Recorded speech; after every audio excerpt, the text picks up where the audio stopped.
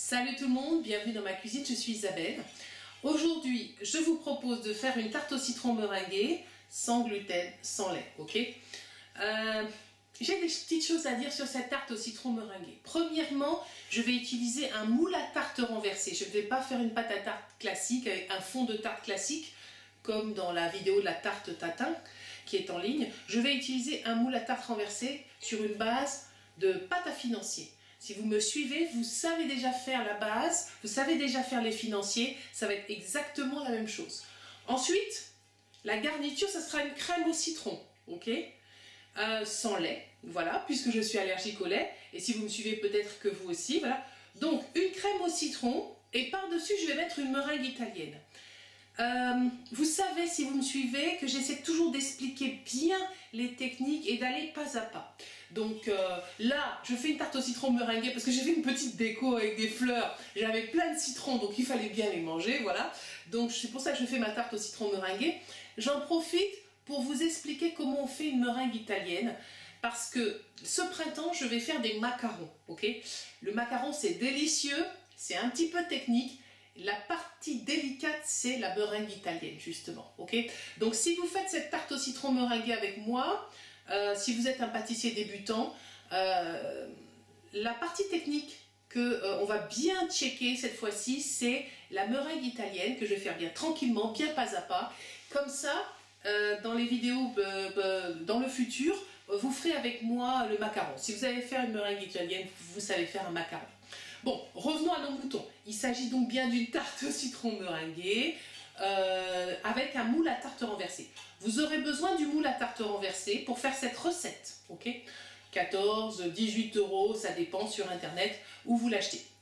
Vous aurez besoin pour ça d'un agent graissant assez important, hein, parce que surtout si c'est un moule à tarte renversé métallique. Si c'est un moule à tarte renversé en silicone, ça sera plus simple. Mais vous n'aurez pas le côté croustillant à l'extérieur de la pâte, moelleux à l'intérieur. Enfin, pour la meringue italienne, vous avez besoin d'un thermomètre de cuisson. Ok? Je vais chercher mon thermomètre, je vais vous montrer. Voilà, il vous faut un thermomètre de cuisson, ça se présente comme ça pour faire une meringue italienne, parce que vous allez faire un sirop de sucre à 121 degrés que vous allez voilà, verser sur vos blancs montés. C'est obligatoire pour faire la meringue italienne. C'est un investissement qui en vaut la peine. Vous allez faire des macarons avec en plus. Moi, quand j'ai acheté celui-là, il valait très cher. C'était un petit investissement. Avant de faire ma vidéo, j'ai fait un petit tour dans les magasins et j'ai vu que ça valait 29 €. Ok? Alors là, pour le coup, c'est vraiment quelque chose. Si vous faites des pâtisseries, ça vaut le coup. Ok? Donc, un thermomètre de cuisson et un moule à tarte renversé, c'est tout ce dont vous aurez besoin pour faire cette recette donc de la tarte meringuée au citron. J'ai déjà oublié ce que je voulais dire. Bon, voilà, donc si vous êtes intéressé, vous allez chercher vos ingrédients. Vous commencez peut-être à être habitué à mes vidéos. Vous savez que ici au niveau de l'écran, vous cliquez, vous avez un lien. Si vous avez besoin de la liste des courses, il y a un PDF imprimable sur mon site. Je vous mets le lien directement, vous tombez dessus, où vous pouvez avoir cette liste de courses sur votre téléphone portable. Comme ça, quand vous êtes au supermarché, vous n'oubliez rien. Voilà, j'espère que vous allez faire cette vidéo avec moi, cette recette avec moi, et que ça va vous plaire. Voilà. Maintenant, je vais m'adresser à ceux qui ne parlent pas le français, parce que j'essaie de partager mes recettes donc pour ceux qui ont la maladie cœliaque avec tout le monde. Donc je vais parler en anglais, je vous donne le temps de démarrage de la recette, là au-dessus de ma tête, voilà. Et donc vous pouvez zapper tout ça, hein, et puis commencer directement, hein. Voilà. Allez, salut! Hello everybody, welcome in my kitchen, I'm Isabelle. Today I'm cooking a lemon tart, okay? Topped with an Italian meringue, okay? Everybody knows that, everybody around the world know that. It's not really complicated to cook that. And I want to talk about several things, okay? First, you need this kind of tool, because I will use it, okay? I will use this kind of tool to make my tart, okay? Second, you need a thermometer, okay? If you know me, perhaps you know that I go really slowly when I want to explain things, and I go step by step, okay? Why am I doing now this kind of tart? Because I want to show you how to cook an Italian meringue, okay? because during spring I will show you how to cook macaroons. Okay, you know, macaroons are very famous, very delicious, but not really easy to cook. Okay, it's not very simple. You have to know some rules, and you have to have some skills, and you have to know how to cook an Italian meringue. And this is why today I'm cooking this lemon tart topped with Italian meringue, okay? Because during spring we will cook macarons together, okay? You know that on my channel I cook without wheat flour and without milk, okay? I always put here a link. You can click on the link, you go directly on my website, and there you will find a shopping list in English, okay? You choose the English version, okay? What else? I don't speak in English during all the video. I cannot do that. It's not possible for me because my English is not so good. But don't worry, I will write on the screen all the explanations. And if you have any questions, feel free to ask me, okay, in the description box below, okay? So, if you are interested, if you want to cook this lemon tart without gluten, without milk, without dairy product with me, take your apron, take your ingredients and follow me. Bye bye. Allez, la première étape, on va préparer la base de la tarte avec une pâte à financier. Donc si vous avez si vous me connaissez depuis longtemps, vous avez déjà fait des financiers, c'est facile, vous savez le faire. Vous commencez d'abord par préchauffer votre four à 180 degrés Celsius. Ensuite, on va mélanger tous les ingrédients secs ensemble, donc la poudre d'amande, le sucre glace, la fécule de maïs. Voilà, on va bien mélanger jusqu'à obtenir quelque chose sans grumeaux, notamment les petits grumeaux de sucre glace. Une fois que ça sera fait, on va verser les blancs d'œufs non battus. On va bien mélanger jusqu'à obtenir une pâte lisse. Voilà, ensuite on va s'occuper de faire chauffer le beurre ou la margarine. Cette fois-ci, j'ai utilisé du beurre, mais vous pouvez très bien utiliser de la margarine, même de l'huile. Hein, je le fais aussi à l'huile d'olive. Hein. Alors, je chauffe mon beurre jusqu'à ce qu'il devienne noisette. Si vous voulez pas du tout, vous ne supportez pas le beurre, utilisez de la margarine. Hein.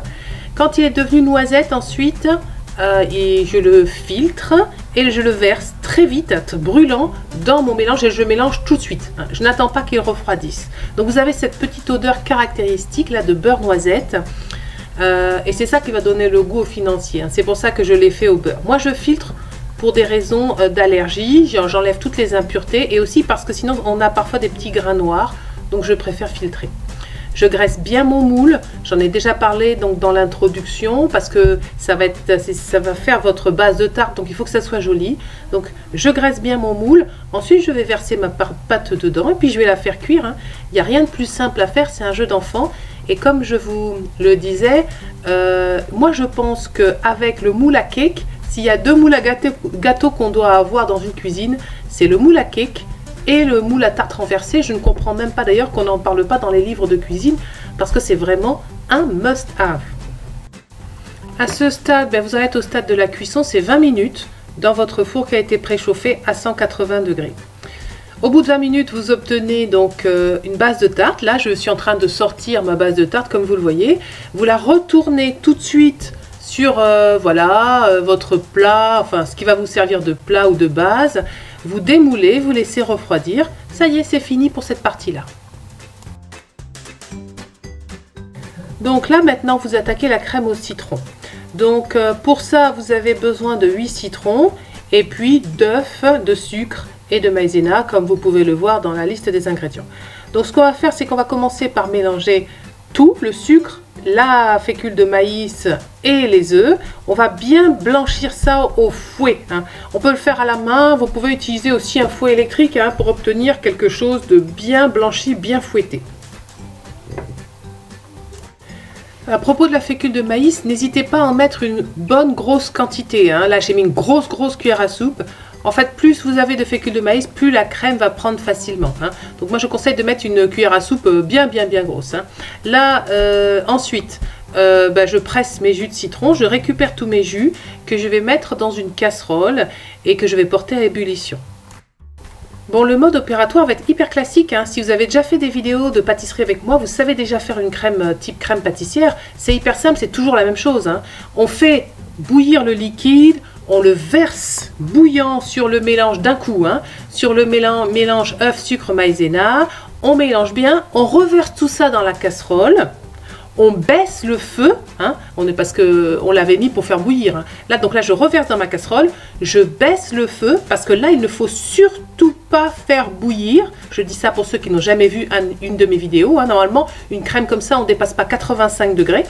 Et puis là, vous allez avoir mal au bras, parce qu'il va falloir remuer votre crème jusqu'à ce qu'elle épaississe. Vous avez des petits indicateurs, notamment au début, vous avez de la mousse. Quand la mousse commence à disparaître, vous tenez le bon bout. Hein. Donc, vous pouvez le faire au thermomètre, essayer d'atteindre 85 degrés, mais je ne vous le conseille pas. Quand la mousse disparaît, vous me remuez encore 2 minutes et c'est bon. Quand votre crème est terminée, là, vous attendez même pas qu'elle refroidisse, hein, parce qu'elle va vite figer. Donc, vous la versez sur votre fond de tarte qui est prêt. Vous l'étalez joliment. Et d'ailleurs, à ce stade, vous avez une tarte au citron. Hein. Si vous voulez, vous arrêtez la recette maintenant. Vous allez mettre votre tarte au réfrigérateur. Dans 3-4 heures, vous avez une belle tarte au citron à servir. On n'est pas obligé de mettre une meringue dessus. D'ailleurs, en parlant de meringue, je vous donnerai une autre option. Parce que là, je fais une tarte au citron meringuée avec une meringue italienne. Mais à vrai dire, en vérité, souvent, je mets de la meringue française à la place de la meringue italienne. C'est une option qui peut être intéressante pour vous, notamment si vous n'avez pas de thermomètre, j'en parlerai tout à l'heure. Bien, on va faire la meringue italienne. Comment on fait une meringue italienne? C'est simple, c'est des blancs montés sur lesquels on va verser un sirop de sucre qui est à 121 degrés Celsius. Voilà, c'est ça. Hein. Donc ce que je fais, c'est que je commence par mettre de l'eau dans mon sucre. Les pesées doivent être justes. Hein. Vous ne pouvez pas faire de l'approximatif, vous n'allez pas réussir. Hein. Donc vous devez respecter les quantités. Ensuite, j'ai mis une petite pincée de sel dans les blancs, c'est pour faciliter le montage. Hein. C'est un truc pour faciliter le montage. Ensuite, je prends mon thermomètre de cuisson et je surveille la température de mon sirop de sucre. En général, vers 115 degrés, mais si vous êtes débutant, commencez avant. Je commence à battre un petit peu mes blancs d'œufs, voilà. Et je commence à les monter. Hein. Et puis, quand j'atteins 119, j'arrête et je verse. Hein, parce que vous avez une certaine inertie. Hein, donc, si vous arrêtez à 121, quand vous allez verser le sirop, il sera à 125. Donc, arrêtez à 119. Moi, 118, 119, vous pouvez arrêter et commencer à verser votre sirop. Donc là, je suis en train de battre mes blancs. Et puis, voilà, j'ai atteint 119. Donc là, il est temps de verser. Je verse sur les côtés tout doucement, sans jamais arrêter de tourner. Il ne faut jamais arrêter de tourner. Hein. On verse en filet, sans jamais arrêter de tourner. Je vais battre cette meringue qui devient brillante jusqu'à ce qu'elle ait diminué de température, hein, jusqu'à ce qu'elle soit dans les alentours de 45-50 degrés. Voilà. Et on obtient une belle meringue italienne bien brillante. Maintenant, je vais la mettre dans une poche avec une douille. Alors la douille, c'est une question d'esthétique. Okay, donc vous choisissez la douille que vous voulez. Moi, j'ai pris une douille cannelée. Mais enfin bon, voilà. Après, là, je ne peux pas vous dire. Hein, c'est vraiment une question de goût, ce que vous voulez faire comme décoration sur votre gâteau. Parce que là, ça va vraiment être une question de créativité.